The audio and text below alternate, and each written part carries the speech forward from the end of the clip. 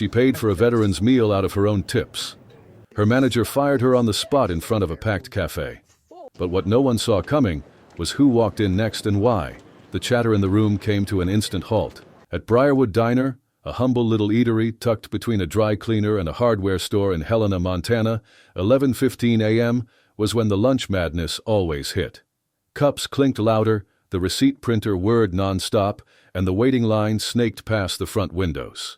Brianna Caldwell, 31 years old, had been pulling doubles since Monday. Her sneakers were soaked from the morning drizzle, and her apron was still sticky from a cranberry juice spill an hour earlier. But none of that mattered now. Table 4 wanted to know where their onion rings were. A to-go order was sitting half-wrapped on the counter, and a toddler was shrieking beneath booth 7 like he was possessed. Still, she moved like a machine. Fast, focused, unfazed. Even when a man waved her over like she was invisible and demanded extra ketchup. Her teammate Megan Ruiz, a part-time college student in her last semester, was drowning 2 tickets behind, clearly on the verge of tears. Brianna leaned close and whispered, "You're doing fine. Breathe. Don't let them get to you." Behind the counter, Miles Carver, the floor manager, stood stiffly with his arms folded, his expression permanently annoyed. Hair slicked back like a soap opera villain from the late 90s. He was the kind of person who acted like rules were sacred, and everyone else was always in the wrong. "Caldwell," he barked above the kitchen buzz. "Table 10's still waiting for their bill." "I dropped it off 8 minutes ago," she replied without stopping. "Then walk it over next time. Don't just dump it and go," he snapped. She clenched her jaw. She'd worked under Carver long enough to know that talking back was a mistake. He never raised his voice, but his condescending tone always landed deeper than yelling. "It told you that you were disposable, that any kindness was conditional, and that this job was a favor." On her way toward the kitchen, she saw him, a frail old man standing just inside the entrance, soaked through his threadbare coat, sleeves frayed, one shoelace untied. His white hair hung limp, and his eyes were faded with age and fatigue. He looked utterly out of place.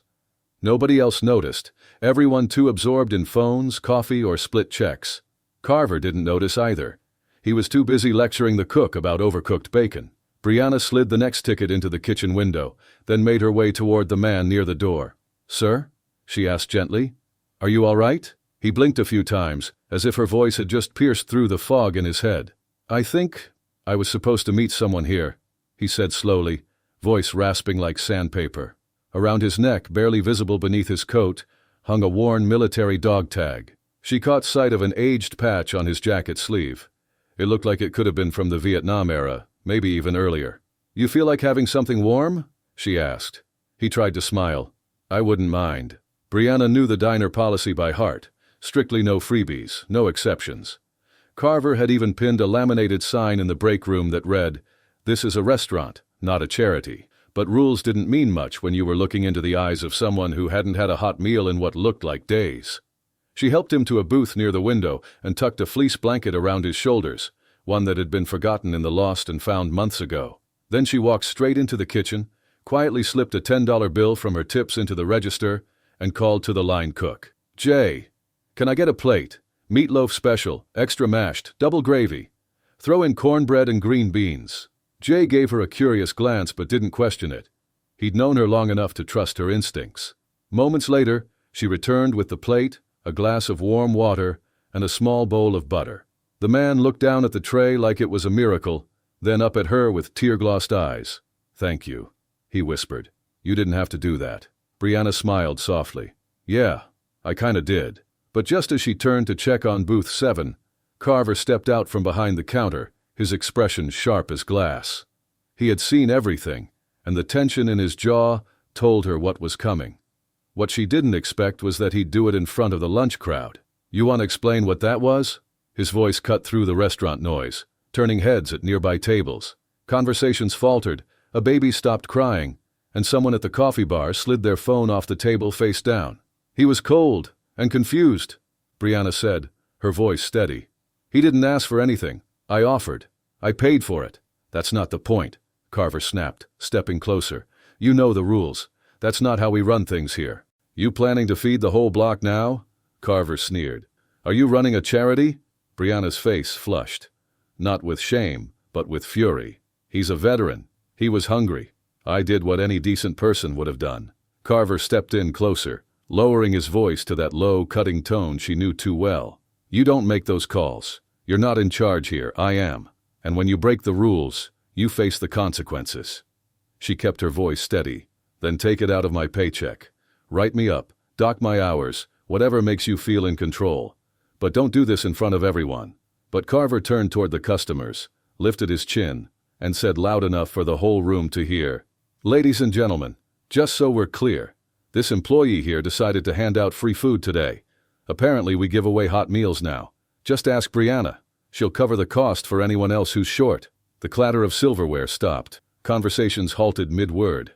Someone near the window let out an awkward laugh. Brianna's heart dropped, her fists tightening. But she said nothing. In the booth, the old man looked up, clearly confused. His mouth moved, but no words came out. Carver wasn't done. "You're finished, Caldwell. Apron off. Now get out." That was it. No warning, no discussion, just a public takedown for showing humanity. Brianna stared at him, stunned, the weight of the moment pressing down hard. In the kitchen, Jay peeked out with a frown. Megan stood frozen, holding a tray like it had suddenly become too heavy. No one spoke. Then the old man stood.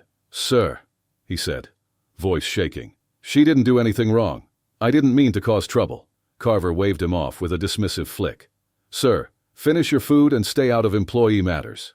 But the man didn't sit. He reached into his coat pocket and pulled out something small and gleaming, a battered silver badge and a weathered purple heart pin, edges bent but unmistakable. "I served in Khe-Sanh," he said softly. "Most of my men didn't come home. My brothers wouldn't have stood for this." Carver squinted. "What's that supposed to mean?" The man's voice cracked but carried weight. "She gave me respect, more than I've had in a long time. You just fired her for doing the right thing." Brianna stepped forward. "Please, sir. It's all right. You don't owe me anything. Just finish your lunch." The veteran looked at her with something close to sorrow, then turned back to Carver. He placed the purple heart gently on the table's edge and whispered, almost to himself, "They'll know I wasn't alone." It sounded strange, like he was speaking to ghosts, and maybe he was. Brianna untied her apron, folded it neatly, and set it down without shedding a single tear. Not here, not for him. Jay stepped fully out of the kitchen, wiping his hands on a towel. "This isn't right," he muttered. Carver snapped his head in Jay's direction, eyes flashing. "You looking to walk out too?" Carver snapped. Jay glanced at Brianna and shrugged. "Just speaking my mind." As Brianna passed the veteran on her way toward the door, she paused, gently rested a hand on his shoulder, and whispered, "It's all right. Really it is." But his misted-over eyes locked onto hers with a strange intensity. "They'll come," he murmured again. "They always do." She didn't know what he meant. The rain outside had picked up, cold and insistent. Her hoodie clung damp against her arms as she stood at the corner bus stop, staring into the wet street, still clutching her folded apron like it might offer some warmth. Inside, Carver strutted like he'd won something. But the room didn't share his energy. Customers murmured, glancing at one another. A couple by the window gathered their things and quietly left. Megan wiped her eyes at the drink station. And in the corner booth, the veteran chewed slowly, each bite looking like it fought against memories he'd rather not relive. What happened next, no one saw coming. Carver, still rattled by Brianna's silent exit, paced behind the counter, pretending control. He hated disorder. Nothing cut deeper than defiance. The fact that she left without argument, without tears, had unsettled him more than he'd admit. He fiddled with receipts, snapped at Megan for dropping a spoon, shifted salt shakers that didn't need shifting. His voice, usually smug, had turned clipped. The usual diner buzz had been replaced with awkward silence. At the bar, a woman quietly recorded on her phone, her cup hiding the screen. "Jay," Carver barked. "Scramble and hash, table 7. Let's move." There was a pause. "Jay," Carver snapped, fingers tapping the metal counter. "You hear me?" "I heard you," Jay replied, his tone cool and detached. "Then act like it." The veteran kept eating, though his fork shook in his hand. Now and then, he paused, staring at his plate as if time had blurred. His coat had fallen open a bit more, revealing several old frayed service ribbons barely stitched to the inside lining. Quiet murmurs floated through the cafe as people began to recognize he wasn't just a drifter. He was someone who'd sacrificed something. Carver noticed the shift but muttered anyway, "Not running a soup kitchen here." The bell over the front door chimed. Then again, and again. 4 sets of boots crossed the threshold. Broad frames, straight backs, dark jackets with insignias and rank patches that immediately silenced the room. One had stripes running nearly to his shoulder, enough to make any veteran in the room stand straighter. They weren't armed. They didn't have to be. They walked in with a presence that no cafe manager could ever command. The entire diner froze. Conversation halted, silverware stilled, even the kitchen's constant hiss seemed to quiet under the weight of their entrance. One of the men scanned the room, his gaze settling on the elderly veteran at the window booth. "Sir," the first serviceman said, his voice clear and steady, "we got your message." The old man turned his head slowly, eyes more focused now than they had been all morning. "I wasn't trying to stir anything," he said. "But she got fired for feeding me." The soldier gave a respectful nod. "We heard. We're here to make sure that kind of thing doesn't get ignored." Behind the counter, Carver stepped forward, pasting on a smile that didn't reach his eyes. "Gentlemen, can I help you with something?" The second soldier, a taller man with a stare like steel, looked him up and down. "You the one in charge here?" "I am," Carver replied quickly. "And I'd appreciate it if you didn't interfere with my employees or how I run my business." "Your employees?" a third man interjected, his voice edged. "From what we've been told, one of your staff spent her own money to buy lunch for a veteran. That's not defiance, that's integrity." Carver's voice faltered slightly. "This is a place of business. We have rules. She broke them." The first soldier, clearly an officer, judging by the pins on his collar, took one step closer. "You fired someone for doing the right thing, for showing basic humanity to a man who served this country, someone we all know and hold in the highest regard. You humiliated her publicly, in front of customers and co-workers. And now you want to act like it's just company policy?" "It wasn't personal," Carver protested. "Could have fooled me," the soldier replied, unmoved. That's when a regular near the door cleared his throat. "She's been here a long time, knows my name, knows my order by heart. That kind of thing matters." A younger guy in a hoodie added, "She's why I come here, it's not the eggs." Then Megan, still by the drink station, took a shaky breath and stepped forward. "She stayed late to help me on my first day, walked me to my car when it was dark. I almost quit my first week. She's the reason I didn't." Carver glanced around, realizing his grip on the room was dissolving. "I'm not going to be cornered like this in my own restaurant," he barked. "We're not here to corner anyone," the officer replied calmly. "We're here to speak up. There's a difference." Jay leaned out from the kitchen again. Only this time his apron was gone. "I'm taking my break," he said flatly. "Might be a long one." The elderly veteran remained seated, silent, his eyes shimmering with emotion. "I didn't mean for all this to happen," he mumbled again. "You didn't," the officer replied calmly. "You just reminded everyone what still matters." But the wave wasn't finished rolling through the diner. What came next didn't come from a uniform, and that made all the difference. Outside, the sidewalk was still wet from the earlier drizzle. Brianna sat quietly on the cold bench near the corner, her apron folded carefully in her lap, like it still meant something. Her fingers trembled, not from the weather, but from something deeper. It wasn't being fired that stung most, it was how it had been done, like empathy was a rule she'd broken, like decency was something shameful that needed to be erased in front of strangers. She stared at a puddle, watching headlights ripple across the surface, not lifting her gaze. What hurt most wasn't Carver's voice, it was the silence from the people she'd stood beside for months. She'd thought Jay might say something, maybe Megan, but no one had. Her phone buzzed, a message from her older sister asking if she was still coming over Sunday for dinner. She didn't reply. Back inside, things were quickly slipping out of Carver's control. "All right, folks," he said, forcing a smile. "Let's settle down, get back to eating. This isn't a theater show." But the air had shifted. People weren't forgetting. Near the front window, an older woman stood up slowly. Her name was Marion Ellis, a retired nurse who'd come to Briarwood Diner every Thursday after her therapy sessions. She walked with a slight limp and carried a cane, but her voice was steady. "I was finishing nursing school when Desert Storm hit," she said clearly, loud enough to carry. "My brother came home in a casket wrapped in a flag. That man over there? He could have been him. And that girl you fired? She's got more grace in her pinky than you've shown all day." Carver froze like someone had thrown cold water in his face. Then another regular, a quiet rideshare driver named Darren Monroe, who never said much but always tipped well, spoke up. "I've been eating here since this place opened. Always liked the folks who worked here. Except you. You don't lead by barking orders and tearing people down. You lead by how you treat others. And Brianna? She led by example. Jay leaned out from the kitchen once more, this time with his apron already off. I'm taking my break, he said flatly. Might be a long one. The veteran remained seated in the corner booth, silent, but watching, eyes brimming. I didn't mean to cause all this, he said again, voice cracking. You didn't, the officer replied gently. You just reminded everyone what actually matters. But the ripple wasn't done. The next voices to rise didn't wear uniforms, and that shift changed everything. Outside, the sidewalk shimmered under fading drizzle. Brianna sat at the far end of the bus bench, her apron still folded carefully in her lap, like it held weight beyond fabric. Her hands trembled, not from the cold, but from the sting of what had just happened. It wasn't the firing itself that hurt the most. It was how public it had been, how compassion had been treated like a liability. She kept her eyes on a puddle at her feet, watching headlights blur through its reflection, not bothering to lift her head. What lingered in her chest wasn't just embarrassment, it was the silence. The silence from people she worked beside day after day. She thought maybe Jay would say something, maybe Megan, but no one had. Her phone buzzed. Her sister texting to say dinner was still on for Sunday. She didn't answer. Back inside, the tension twisted tighter. Carver clapped his hands with a forced smile. All right, folks. Let's settle down and enjoy your meals.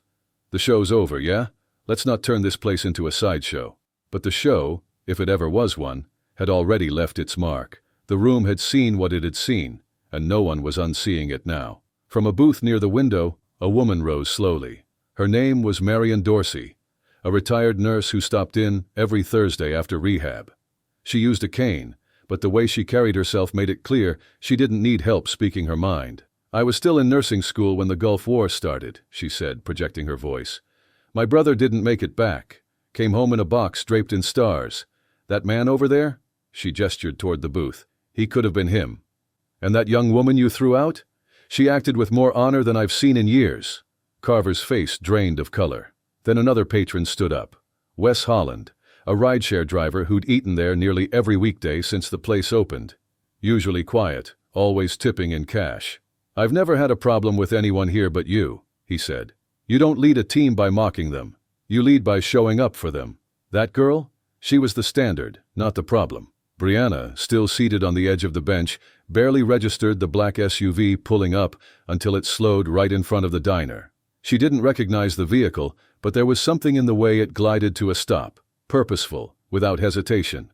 The doors opened in succession. 4 men stepped out, none of them young, none of them fresh out of boot camp. These were Marines who had seen combat, who wore the weight of experience in their posture and silence. 2 were black, 1 Hispanic, 1 white. Their uniforms were crisp but broken in, their boots scuffed in the way only time and terrain could earn. The one who stepped forward first had 3 chevrons on his sleeve and a calm authority that didn't need volume to command attention. Brianna noticed how people on the sidewalk instinctively slowed their pace to glance, sensing this wasn't casual. These men weren't here for pancakes. They scanned the cafe windows like they were reading a room before entering it. The leader's name, stitched onto his chest, read Staff Sergeant R. Cole. He pushed open the diner door and walked in without a word, the others falling in behind him. The bell jingled like normal, but the room itself seemed to stop breathing. In the far corner, Wes leaned forward in his seat and whispered, "Those boys ain't here for lunch." Behind the counter, Carver froze mid-step, a paper receipt half crumpled in his fist. His eyes darted from one face to another. Staff Sergeant Cole surveyed the space, then spotted the booth where the old veteran had been sitting. The plate was still there, half finished, and the Purple Heart sat gently on a folded napkin like a sacred offering. Cole walked up to it, paused for a few seconds, 3, maybe 4, then slowly turned to face the rest of the room. "Who fired the woman who gave him this meal?" he asked, his tone low but impossible to ignore. No one answered. He didn't repeat the question, didn't need to. Then he turned toward the counter. "You," he said, eyes locking onto Carver like steel. Carver swallowed hard. "I don't know what you think is happening here, but you do," Cole cut in. Calm, certain. "You know exactly what's happening." The tallest Marine took a step forward. He had eyes that didn't blink often, and a scar that curved just under his chin. His nameplate read, Haggerty. "He served alongside our unit's grandfather in Vietnam," Cole said quietly, his voice carrying more weight than any shout could. "The man who taught us what it really meant to be brothers. Walter doesn't speak much, but when he does, we pay attention. So when he told us someone had shown him more loyalty than he's seen in years, and then got punished for it, we cleared our schedules." Carver let out a nervous chuckle. "This is being blown way out of proportion. She violated policy, gave away a meal without clearance." Haggerty, the Marine with the scar and eyes like glass, crossed his arms. "You know how many rules get bent or broken when you're trying to save a life? When split-second decisions matter? We were taught to lead by how we act." Sounds like she got the same lesson. Another Marine, broader and quieter, pointed toward the Purple Heart still sitting untouched on the napkin. "You see that medal? That doesn't belong in this place. It belongs with people who understand what it cost. Pretty clear that's not you." The diner was silent. A few patrons lifted their phones. Others simply watched, spellbound. Outside, Brianna had been sitting frozen on the bench until something inside told her to stand. She didn't know who those men were, but the way they filled the space made it clear this wasn't about them. It was about her, too. She stepped toward the glass, just close enough to see the empty booth and the metal that still shimmered faintly in the light. Her breath caught. Inside, Carver gave it one last push, desperate to wrest control back. "I'm not standing here to be lectured. This is my business. If you don't like it, go somewhere else." Cole gave a slow nod. "That's fair. But just know, we don't forget, and we don't stay silent when someone disrespects one of us, or someone who stood up for us." Haggerty leaned in, just close enough that only Carver would hear what came next. "You fired the wrong person." But the Marines weren't the only ones who showed up that day. Word had already begun to spread, quietly but rapidly. And the next voices to rise weren't strangers. They were neighbors, customers, people who knew exactly who Brianna was. Outside, she stood still, like a ghost just outside her own story, watching something she never could have imagined. 4 Marines in dress uniform standing in the middle of the place she'd once worked, holding the room in a silence that not even Carver could break. She hesitated, unsure whether to step away or back in, until the door swung open. It wasn't a Marine, and it wasn't a customer. It was Megan, clutching her apron tightly, her cheeks flushed with tears. "Brianna," she said, rushing out, "you need to come back inside. Please." Brianna shook her head gently. "I'm not trying to stir things up any worse than they already are." "You didn't stir anything," Megan said firmly. "You did the one thing that made any of this make sense." She reached for Brianna's wrist, her grip light but pleading. "Please." Inside, the tension had only thickened. Carver stood behind the counter, arms crossed, jaw set, but his eyes were darting like a man who knew the ground beneath him was cracking. The Marines remained exactly where they were, still, silent, resolute. When Brianna walked back through the door, a few people actually clapped. Not loud, not performative, just the kind of quiet applause that says we saw what you did, and it mattered. Carver's voice cracked just slightly. "I believe I made it clear you're no longer employed here." "I'm not here for the job," Brianna replied. "I'm here because a man who wore the uniform deserved a hot plate, and because I'm done pretending that basic decency requires permission." Staff Sergeant Cole turned toward her, his voice respectful. "Miss Caldwell, we're sorry you were treated that way. It should have never gone down like it did." Brianna gave a faint nod. "Thank you." Then Haggerty, the tall Marine with the scar and sharp stare, looked around the room slowly. "All of you saw this happen. Some of you pulled out phones, some just sat and watched. But let's be real. Someone needs to say it out loud. You don't fire people for being decent." Carver let out a sharp, bitter laugh. "Oh, please. She didn't discover a cure for anything. She gave out meatloaf. She gave out dignity," Cole said calmly. "That counts in our world." Near the counter, a woman stood. Her name was Carla Jennings, owner of the beauty shop 2 doors down. Arms folded, eyes fierce. "I've watched how you treat your people, Craig. The sticky notes full of sarcasm, the threats to slash hours. You didn't fire her for the food. You fired her because she reminded people that you stopped caring a long time ago." "That's not fair," Carver muttered, eyes lowering. From his usual booth, Darren lifted his cup and added, "Buddy, I've been drinking this coffee in the same corner since 2021, and you've never once said good morning." "You act like everyone here owes you something," Darren said, setting his cup down. "But truth is, you're the one who just lost something real today." Carver stepped out from behind the counter, hands on his hips, scanning the room with barely contained frustration. "You all want to make me the bad guy? Fine. But none of you pay the bills around here. From the kitchen window, Jay finally spoke up. We keep this place running. We scrub the floors, take your sarcasm, your mood swings, and still smile at every table. And the one person who made this place feel like more than just a paycheck? You pushed her out. Carver's voice rose. This is insubordination. No, Cole said evenly. This is called accountability. Right then, the door swung open again, and in walked a man in his early 50s with a military-cut hairstyle and a worn Navy windbreaker. His name was Martin Fletcher, a local contractor who frequently hired veterans. Heard what happened, he said without hesitation. Didn't take long for word to hit the group thread. Miss Caldwell, if you're not already working somewhere else, I'd be honored to offer you a spot at our resource center. Better pay, better hours, and a team that actually respects the people doing the hard work. Brianna blinked, stunned. Why would you do that? She asked quietly. Martin smiled. Because Haggerty's not just a vet. He's my uncle. And if he says you're worth it, that's more than good enough for me. Carver looked like someone had pulled the floor out from under him. Carla from the salon scanned the room and said, Looks like you just lost your best employee, and probably half your regulars. Hope your budget survives the fallout, Craig. The Purple Heart still rested on the napkin at the empty booth, glowing softly in the morning light, a silent symbol of everything that had set this moment in motion. But it wasn't the only thing that would linger. The town had already started talking, and not everything could be brushed under the rug. By the time Martin finished speaking, the little diner wasn't just a breakfast spot anymore. It had become a kind of courtroom. Every word spoken felt like testimony, every silence like judgment. Carver's face had shifted from arrogant to pale, scanning the room for backup. But even the dishwasher, Owen Benitez, 17, normally quiet, always half hidden behind headphones, had stepped out from the back and leaned against the wall, arms folded, eyes steady. Not today. He cleared his throat and stepped forward. Mind if I say something?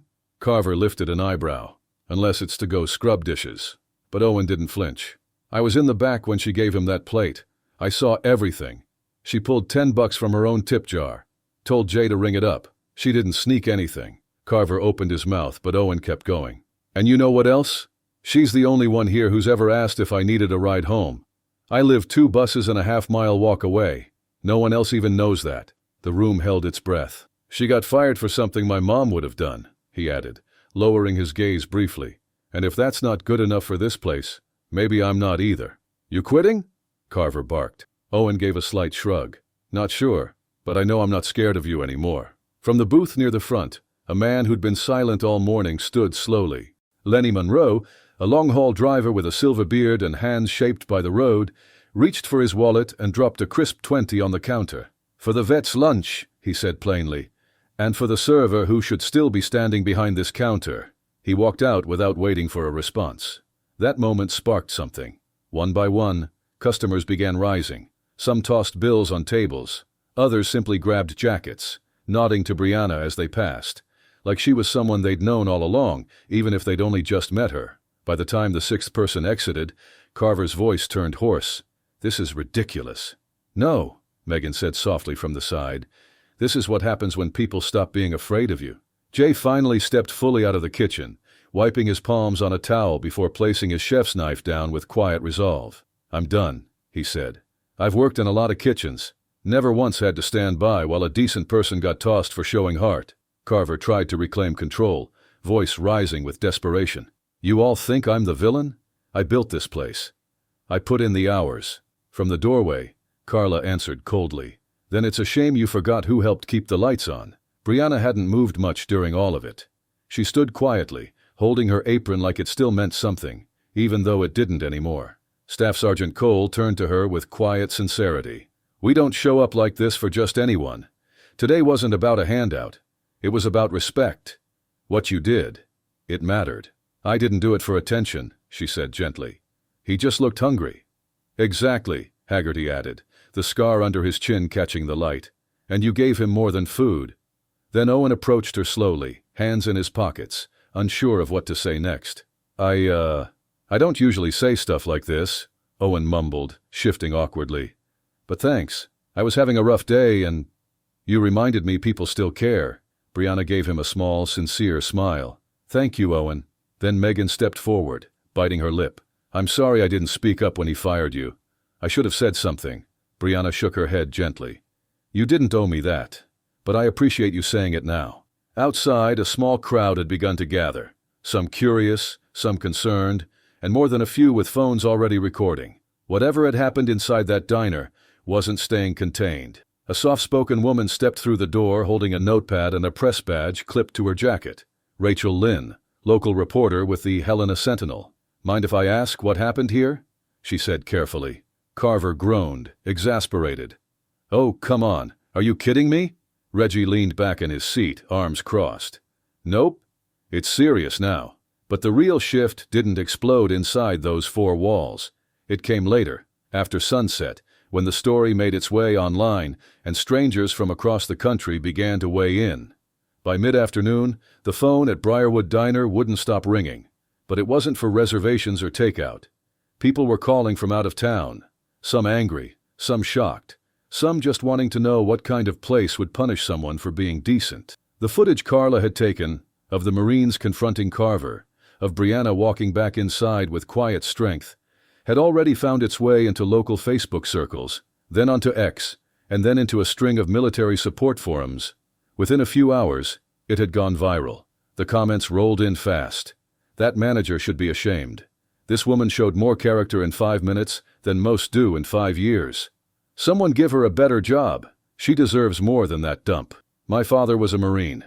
I'd support any business where she works. Brianna hadn't even known the video existed until Megan sent her the link later that evening. She sat on the edge of her old couch in her one-bedroom apartment just off Lincoln Avenue, her phone glowing in her palm. Her living room barely had space for a coffee table, but she didn't notice. She just watched herself step out of the diner, then walk back in. Watched the way she stood and said, I'm here because I'm tired of pretending kindness needs approval. Hearing her own voice was strange. Stronger than she remembered it sounding at the time. Not different in a bad way. Clearer. She put the phone down just as her inbox began to light up. Reporters. A podcast producer. Someone from a veterans nonprofit up in Billings. But it was one email that made her sit up straighter. Subject, job opportunity, stand with us. From Jordan Malik, Director of Operations, Haggerty Veterans Support Network. Her finger hovered over the name. Haggerty. That made her pause. It had to be connected to Walter, the quiet veteran she had served without knowing his name, because the email read, Dear Miss Caldwell, my name is Jordan Malik. I manage daily operations at the Fletcher Veterans Resource Center here in Helena. Walter has been close to our founder for decades and is one of the reasons this center exists. He told us about what you did, and then we saw it ourselves. We're expanding our front desk team and are looking for someone who brings compassion, calm, and sound judgment to the table. We'd be honored if you'd consider joining us. Full benefits, better hours. But most importantly, you've already shown us who you are. Let us show you what it feels like to be valued for it. Brianna read the message 3 times. She didn't know whether to cry or laugh. She honestly couldn't remember the last time anyone described her as graceful. She dialed the number at the bottom of the message, and Jordan answered almost instantly. Miss Caldwell? Yes. This is Brianna. I hope I'm not calling too late. Not at all. I just hope the offer didn't catch you off guard. It did, she admitted softly. In the best way. Well, your name's been on every tongue here today. Walter hasn't stopped talking about you. I didn't even know his name until now, she said quietly. He remembers things, Jordan replied, though not always in the right order. But he said something we all understood. She saw me. That's more than most ever do. They talked for 20 minutes. Jordan didn't pressure her, just walked her through the role, greeting clients, helping connect them with resources, organizing meal runs, and, most of all, listening. That, he told her, is real service. She said yes. The next morning, she dressed like it was her first day of school. Same bus stop, same gray clouds. But everything felt different. The Fletcher Center wasn't grand, but it was welcoming, the kind of place where purpose hummed under every word. Near the entrance, someone had already pinned a printout of her photo, captured from the now viral clip of her standing inside the diner, with Marines flanking her. Beneath it, someone had written in bold black ink, You don't fire people for being kind. Walter was there too, seated in the front lobby with a styrofoam cup of coffee and a crossword puzzle that looked more like a prop than a task. "You made it," he said, smiling faintly. She sat beside him and replied with a whisper, "Yeah, I made it." But while Brianna was moving forward, the diner she left behind was bracing for its own storm. Because once a story like that catches fire online, the fallout doesn't stay behind closed doors. It spreads, and it sticks. By the time Monday morning arrived, Briarwood Diner was barely recognizable. The usual early rush was gone. Only 2 tables were occupied, both by travelers who clearly hadn't heard what had unfolded just days earlier. The regulars, the ones who never missed a morning, the crossword puzzle crowd, the retirees with their black coffee and quiet banter, had vanished. Clayton stood stiffly behind the register, half-heartedly organizing receipt slips, though mostly trying not to look at the empty booths that echoed with the silence he used to talk over. There was no line, no familiar laughter, no easy rhythm to the place anymore. Even Jay's old post in the kitchen had been filled by a quiet temp who didn't speak unless asked a direct question. Clayton, who once strutted through the cafe like he owned every square foot of it, now walked slower, spoke less. That false confidence he used to wear like armor had cracked, because the video didn't just go viral, it exploded. It made it to the front page of Oregon Morning Post, got reshared by a Marine Veterans account with over 2 million followers, and eventually aired in a segment titled, "Waitress Let Go, After Feeding Vet Finds New Beginning at Fletcher Center." The comment section beneath that article was relentless. "This place should be ashamed. That man has no business managing people. Brianna Caldwell is what this community should stand for." Worse still, a petition was making the rounds, already past 15,000 signatures, demanding a change in ownership or at the very least, a public apology from Clayton. Neither option looked promising. He tried to regain control with a bland Facebook post. "We regret any confusion and are committed to treating all staff and patrons with dignity moving forward." The replies were swift and unforgiving. "You didn't regret a thing until the seats emptied. You fired the soul of your diner." Meanwhile, over at the Fletcher Veterans Resource Center, the atmosphere couldn't have felt more different. Brianna had just finished guiding a single mother through paperwork for transitional housing. It wasn't glamorous, no news cameras, no applause, but it felt grounded, human, worthwhile. The break room smelled of donated cinnamon rolls and fresh coffee, and for the first time in a long time, Brianna felt like she was exactly where she was supposed to be. After the video made its rounds, the team at Fletcher Center began tossing around quiet jokes and kind remarks, passing glances like they shared a secret code.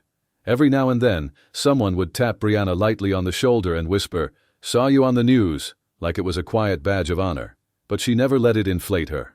This wasn't about recognition. It was about finally being able to exhale, to work in a space where dignity wasn't punished. That same afternoon, a woman walked into the center, heels clicking with hesitation. She stood out, business casual attire, posture tense, clutching her handbag like it was armor. "I'm looking for Brianna Caldwell," she said softly to the receptionist. Brianna emerged from the hallway, drying her hands with a paper towel. "That's me," she replied. The woman extended her hand. "I'm Elaine Marks. I was Craig's silent business partner at the diner. I provided the startup funding, but I've never been involved in operations." Her voice faltered. "I didn't find out what happened until last night. I saw the video. I was horrified." Brianna gave a polite nod. "Thank you for saying that." Elaine looked down, visibly embarrassed. "I should have known sooner, but I wasn't paying attention. And that's on me. I've started the process of severing ties with Craig. The cafe's being appraised. We're selling. It's time for new leadership. That town deserves better. You deserved better." Before leaving, she pulled a small envelope from her purse. "I know this doesn't fix anything, but it's from my personal account. No strings. Thank you." Brianna stared at the envelope, then looked back at Elaine. "I appreciate it. Truly. But I didn't do what I did for anything in return." Elaine nodded. "That's exactly why you deserve it." After she left, Brianna didn't open the envelope right away.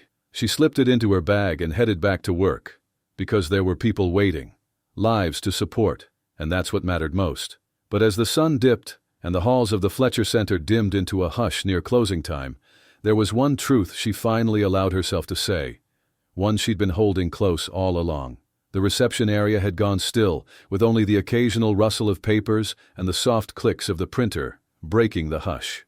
Brianna sat behind her desk, sorting through intake packets, while outside, the sun melted behind the rows of pine at the lot's edge, brushing the sky with a warm orange hue. Seated in his usual spot by the window, Warren Hadley rested beneath a folded blanket, his gaze steady on the horizon like he was waiting for something to arrive. "Need anything before I close up?" she asked, walking toward him. He gave a slow shake of his head. "Just thinking." "About what?" she asked gently. "Back when I was overseas," he murmured. "You didn't make it unless you trusted the person next to you. Didn't matter what color they were or what god they prayed to. Just mattered if they had your back." Brianna leaned against the nearby wall. "I don't know if what I did was really anything," she said after a beat. "It was just a plate of food." Warren turned his head to her. "And that's why it mattered," he said. She hesitated. "I used to wonder if I'd ever be more than background," she confessed. "Always worked hard, tried to be kind. Still felt like I could be replaced at any second." Warren's voice was steady as he met her eyes. "People like you, quiet, steady, you're the reason things hold together. That guy at the diner thought respect came from calling the shots. But real respect? That's what folks say when you're not around." A small laugh escaped her. "You sure you're not secretly a poet or something?" He chuckled, eyes creasing. "Just old enough to know what decency looks like." A comfortable pause settled between them before she asked, "Did you actually call in those Marines after I left?" Warren shook his head. "Didn't need to. One of them checks in every Sunday. I just told him a good woman got canned for doing the right thing." Brianna blinked at that, but he continued. "That was enough. You looked after one of us, and that means you looked after all of us. That's how it works." She didn't know how to answer, so she simply sat with his words. Later, as she stepped out into the cooling air toward her bus stop, the envelope from Elaine Marks still unopened in her bag, she thought back over the last few days. The rain, the silence, and the exact moment she decided she didn't need approval to be kind. And then the aftermath, the sound of boots across tile, the hush that swept through the room, her own voice breaking the stillness with something unscripted but deeply true. She remembered what it felt like to be truly noticed, not for applause, not out of sympathy, but simply seen. That feeling lingered. Back home, she finally opened the envelope. Inside was a handwritten note and a cashier's check for $5,000. "Thank you for reminding us what character looks like. I hope this helps you create something new. Elaine." She placed it down gently, her chest tightening. Not because of the money, but because, for once, doing the right thing hadn't been ignored. She picked up her phone and scrolled back to the video, not to watch herself but to read the words beneath it. "She made me believe in people again. There's hope, and her name is Brianna Ellis. What if we all tried to be just a little more like her?" That one caught her breath. It wasn't about being a hero. It wasn't about making noise. It was about not looking away when someone needed help. That's all. And somehow, that was everything. Life doesn't happen in grand speeches. It builds slowly, choice by choice, like laying bricks. The decision to care, to speak, to give, to notice, even when no one else does. And sometimes, those choices ripple out and move more than just the moment. They move people who've been quiet too long, who've forgotten what decency looks like. Brianna hadn't done it for attention. She'd done it because it was right. And in the end, that's what she received. Not fame, not fortune, but something far more rare. Genuine humanity reflected back at her. If this story stirred something in you, pass it along. Let it be a reminder that kindness still matters. And if you haven't yet, subscribe for more stories that reveal the quiet power of everyday courage. Because sometimes, all it takes is one person to remind us who we're meant to be.